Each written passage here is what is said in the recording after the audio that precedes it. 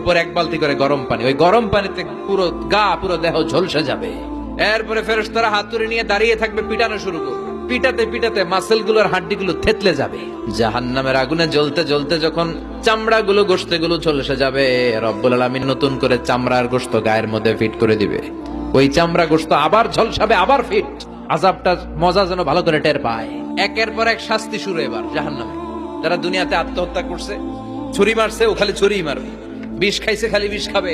যে মেয়েগুলো ওড়নায় গলা পেঁচিয়ে আত্মহত্যা, তারা জাহান্নামের রশিতে আর ওড়নায় খালি আত্মহত্যা করতেই থাকবে। যারা স্মার্টফোনের ভিতরে ইন্ডিয়ান নায়িকাদের কোমর দোলানোর ডান্স দেখেছে, অশ্লীল ভিডিও দেখেছে, জাহান্নামের গরম শিক চোখের ভেতরে ঢুকিয়ে দেওয়া হবে। যারা মিথ্যা বলতো, ওদেরকে এক লাইন জাহান্নামের ছুরি দিয়ে কুচি কুচি করে জিহ্বাটা কাটা হবে। অন্যের জমি মেরে খেয়েছে এরকম ডাকাই তাছাড়া নাই, 7 জমিন ওর কাঁধে তুলে দেওয়া হবে। এবার কারে কর গিবত করে চগল খড়ি আছে না নাই, তাদেরকে আল্লাহ জাহান্নামের তামা দিয়ে নখ বানায় দিবে, আগুন ঝরবে ওটা থেকে। নিজেরা নিজের গালের গোশত আর বুকের গোশত টেনে কুড়ে কুড়ে খাবে। ওদের ব্যথার চিৎকারে পুরো জাহান্নামটা থারথার করে কাঁপে। যারা যাকাত দেয় নাই, জাহান্নামের টেকো সাপ, যেই সাপ কামড় দেওয়ার সাথে সাথে দেহটা নীলাভ 70 গজ জামিনে ঢুকে যাবে।